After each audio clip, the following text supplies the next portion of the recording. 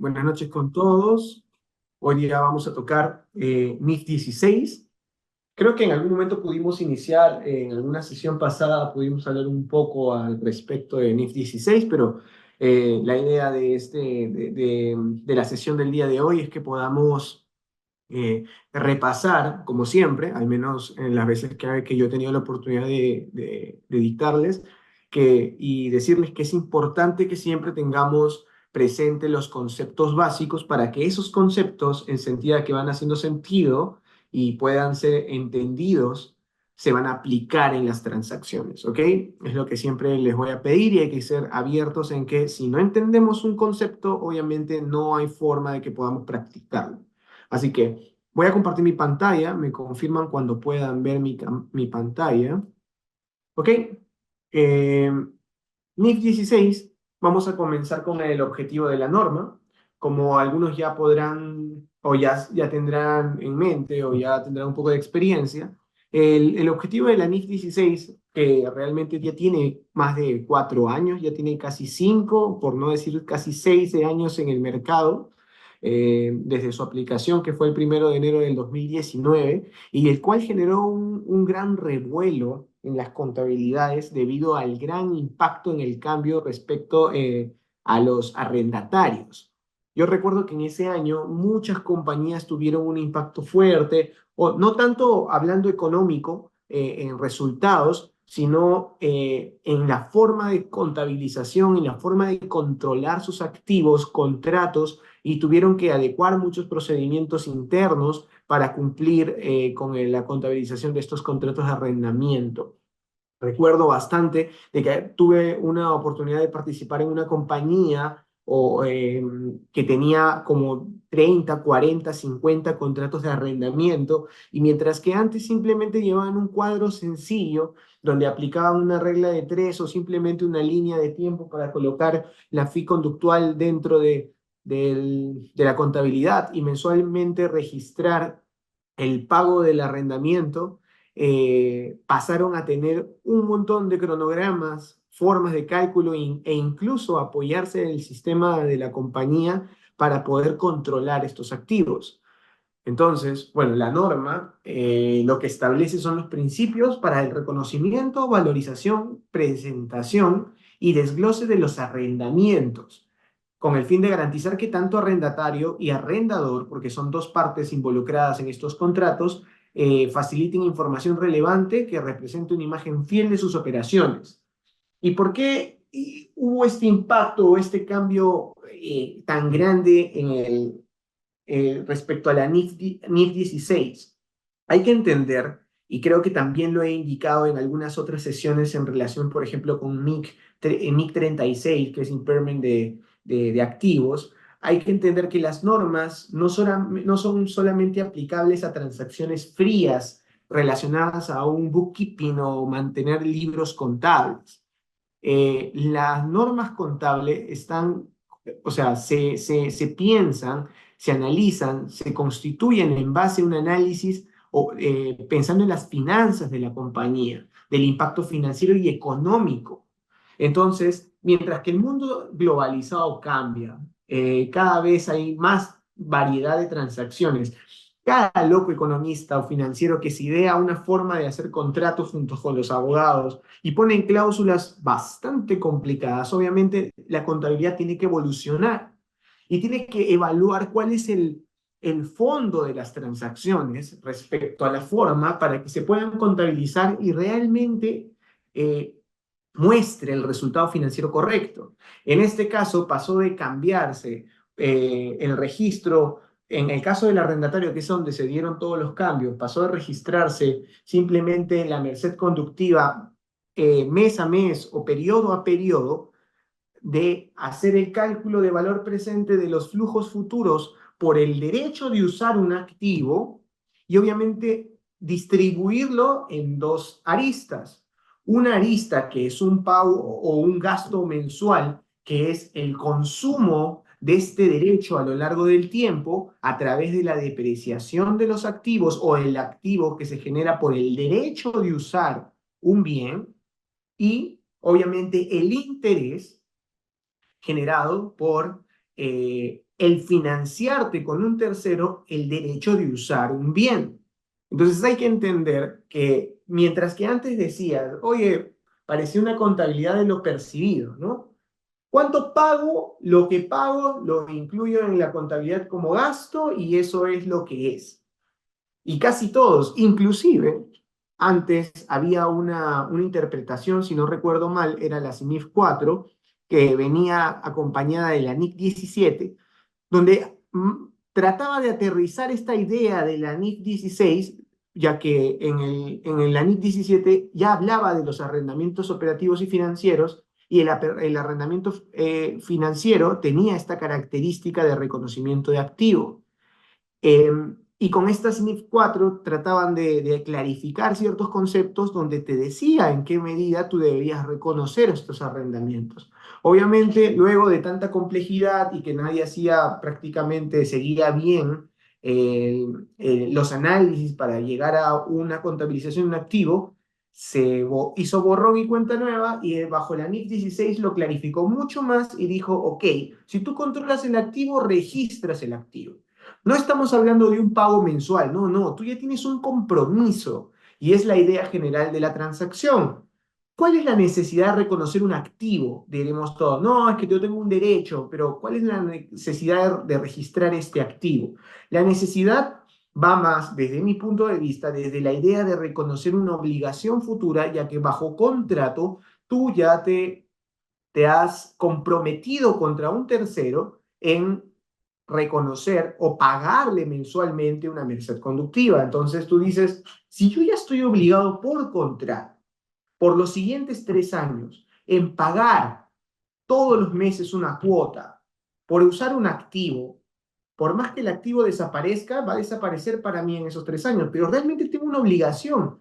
¿Dónde muestras esa obligación en los estados financieros? Yo no tengo un pasivo para nada, yo registro mi pago todos los meses, pero no se reconocía desde mi punto de vista esa obligación gigante. Hay compañías en ese tiempo donde viven del renting, incluso alquilaban edificios para luego como que subarrendarlos. Entonces al subarrendarlos generabas caja, pero si no lo arrendabas un periodo, por ejemplo, hay compañías como estas WeWork o las Comunal, hay otras similares donde tienen oficinas comunales, por decirlo de alguna manera, y llegan diferentes personas a pagarte un derecho, por decirlo así, una suscripción del uso de un bien, obviamente no controlado por ellos, sino usar un pequeño espacio o utilizar un espacio libre en un espacio más grande, en una oficina. Entonces, te ponías a pensar y dices, oye, esta compañía está obligada a pagarle al dueño del edificio por el alquiler de este edificio por 5 o 10 años y está recibiendo ingresos por una suscripción o ingreso de dinero por personas que un mes pueden estar y el otro mes simplemente irse. Entonces, ¿cómo tú reflejabas en sus estados financieros que esa compañía tiene una deuda gigante y que prácticamente si no paga esa deuda le va a caer una penalidad gigante? Entonces, realmente esa necesidad de evidenciar, de que se pueda visualizar en los estados financieros la real obligación que tienen las compañías al firmar un contrato de arrendamiento, eh, era lo que se esperaba, ¿no? Entonces decías, ok, y si tú tienes entonces un pasivo, ese pasivo entonces, si lo tienes por 5 o 10 años, la cuota que pagues de aquí a 10 años no puede ser la misma o no puede tener el mismo valor de la cuota que pagas hoy día o en la primera o segunda cuota. Entonces, si ya hiciste un contrato con una obligación tan gigante de aquí a 10 años, de aquí a 15 años, oye, ¿dónde reflejas el cambio del valor del dinero en el tiempo? El dinero no es lo mismo pagarlo ahorita que pagarlo mañana. Claro, si lo registras bajo la contabilidad antigua, donde registrabas cuota de 100 ahorita, y de acá a 5 años registras otra vez los 100 de ese futuro van a valer 100 en ese futuro y el presente sigue valiendo 100. Pero si tú lo contabilizas de una forma corrida y reconoces el valor de esos 100 de aquí a 5 años a la fecha de hoy, obviamente no puedes reconocer 100 como un pasivo, porque obviamente el dinero cambia con el tiempo, cambia su valor. Entonces, todo ese tipo de conceptos, definiciones que resultan o se asocian a la necesidad de mostrar una obligación presente, por decirlo así,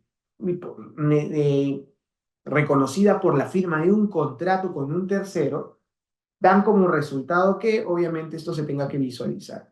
Obviamente a muchas compañías no les funcionaba, a otras sí les funcionaba porque a algunas les incrementó su EBITDA, ya que la forma de registro era mayor, menor, dependiendo del método de los intereses, dependiendo del cálculo de la depreciación y demás.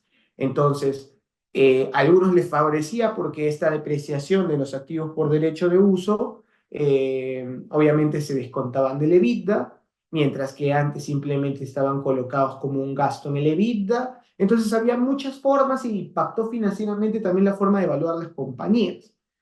Pero desde mi punto de vista y en lo que en mi experiencia he podido ver en las compañías que he tratado, sí, me resulta bastante interesante saber que la visión financiera y no simplemente contable, que así lo llamo yo, de las cosas, hacen que las normas evolucionen.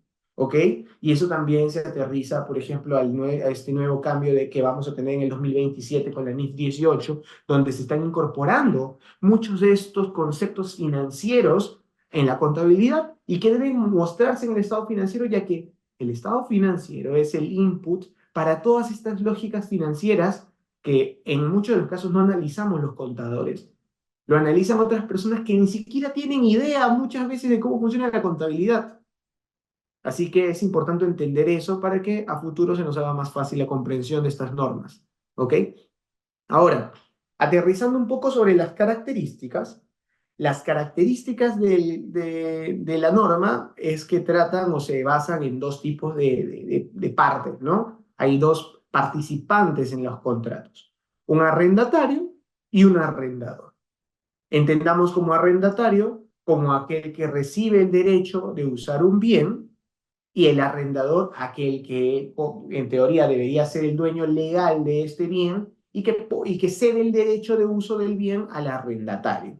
Entre pocas palabras, el arrendatario que usa el bien sería como don Ramón y el arrendador vendría a ser el señor Barriga, pues, ¿no? Esas son las formas fáciles de acordarnos estos términos, porque me ha funcionado mucho, porque conozco mucha gente que sí se les hace muy complicado decir arrendatario o arrendador en una posición. Incluso he visto errores en contabilización en empresas por simplemente no entender bien cuál es el concepto o la parte que debe registrar, ¿no? Incluso, he visto cómo reconocen muy bien una transacción, lo malo es que registraron la contabilidad de un arrendador cuando era arrendatario. Y créanme, es algo bastante absurdo, pero bueno, pasa en la práctica. ¿Ok?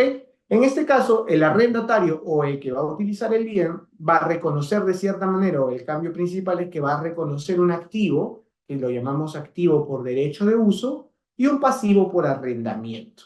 Ese pasivo por arrendamiento, obviamente es esta obligación de la que estuve hablando, que debe mostrarse en el estado financiero y es el compromiso que tienes con un tercero en pagarle a futuro, ¿no?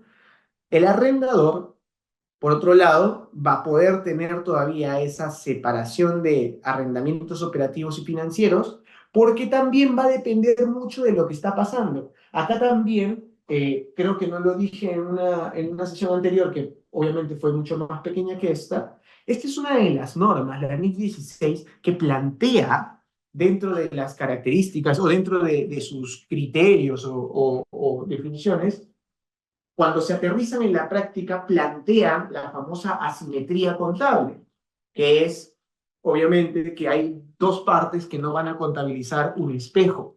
Hasta hace muchos años atrás siempre decíamos o veíamos la posibilidad de que, ya, si tú reconoces un activo, la otra parte reconoce un pasivo. Si él reconoce un ingreso, la otra parte va a reconocer un gasto.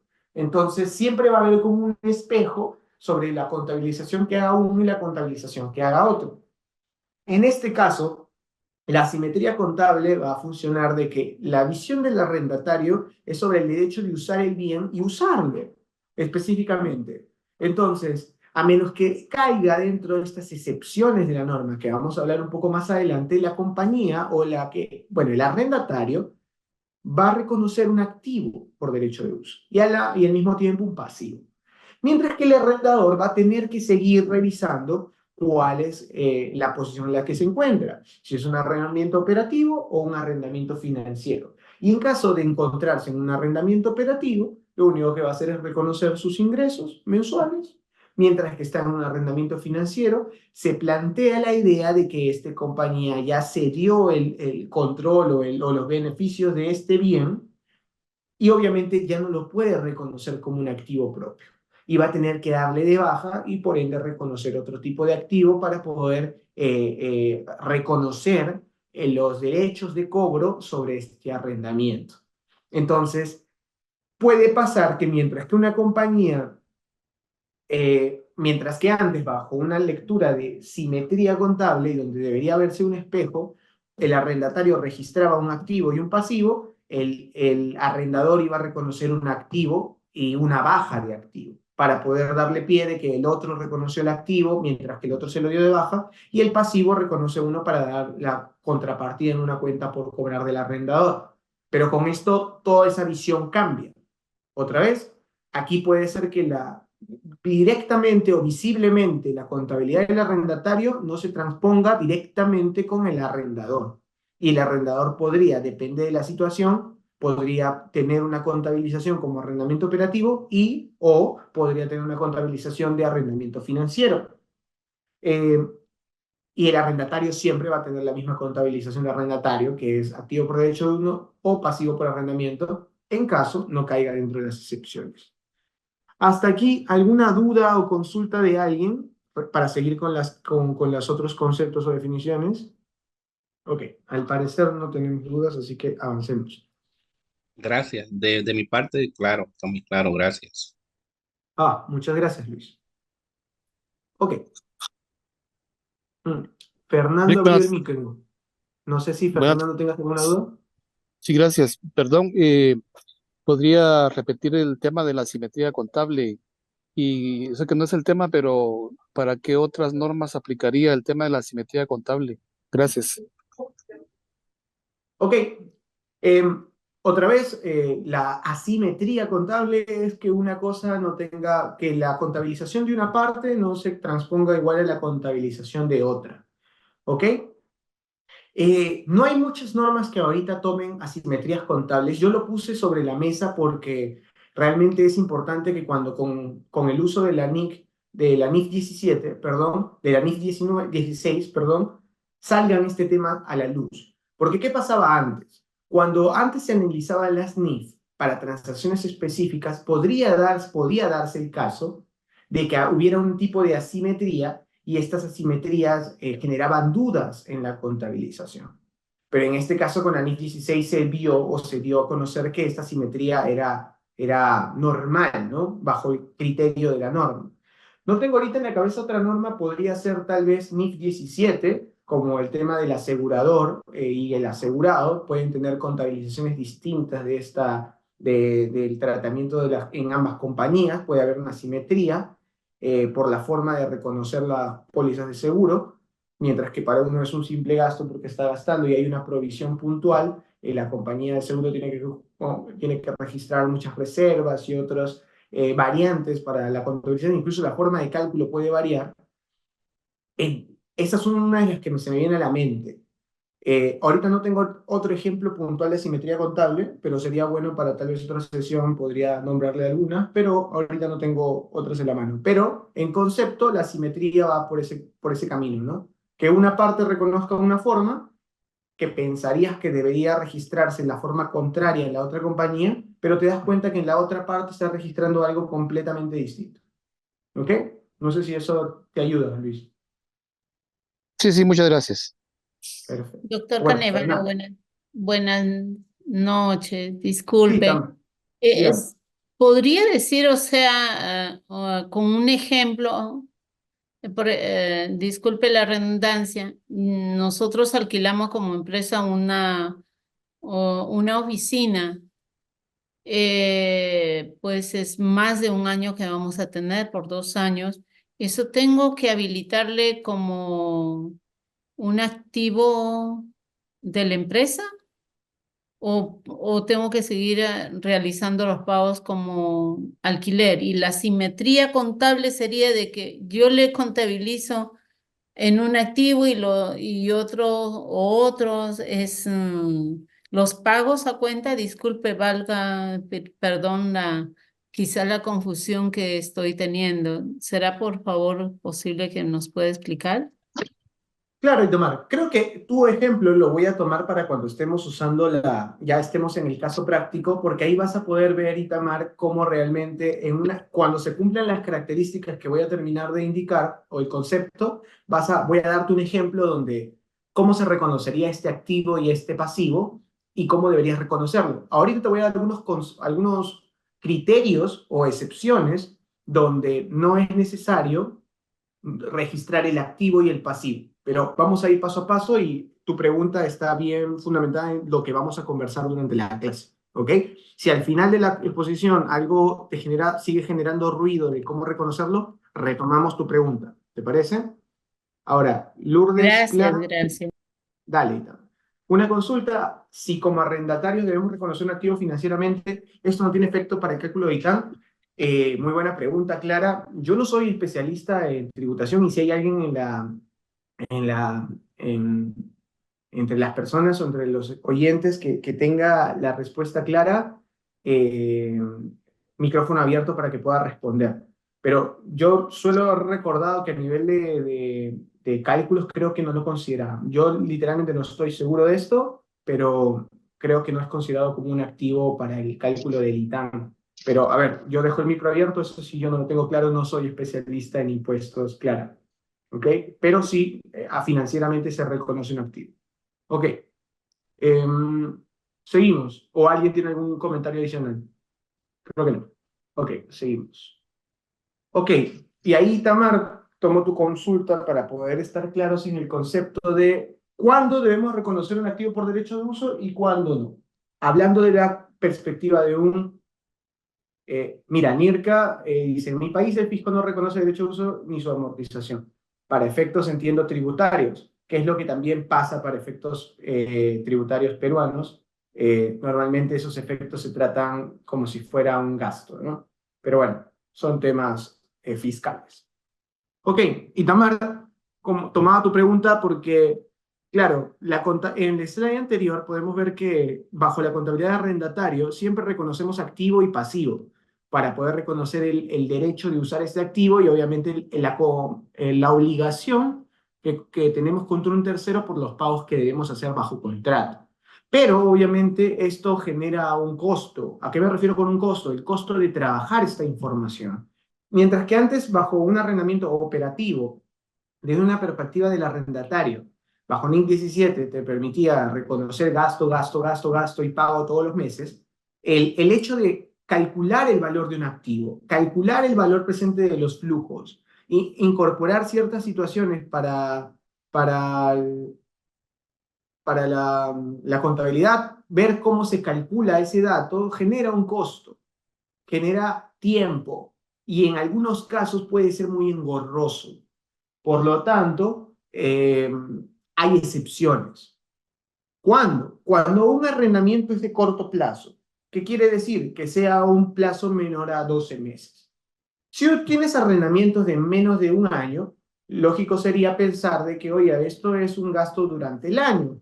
Si solamente se va a ir durante el año, ¿por qué voy a tener que reconocer un activo y pasivo y controlarlo? Si al final va a tener el mismo impacto en PL y la diferencia entre la depreciación y este interés que se genera por la obligación no va a ser tan significativa para poder hacerle, obviamente, un split, ¿no? Una segregación de importes. Entonces, la lógica te hace pensar que regístralo porque obviamente no debería haber un impacto distinto entre el gasto que reconozcas contra lo que se va a reconocer bajo una contabilidad de arrendamiento, de arrendatario. ¿Ok? Y lo mismo para el arrendamiento de bajo valor.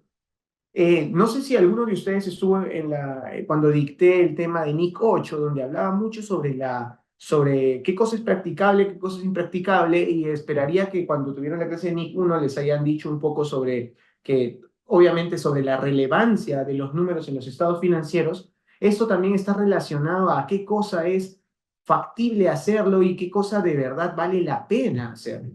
Entonces, un arrendamiento de bajo valor, que tú tienes una compañía gigante como Coca-Cola.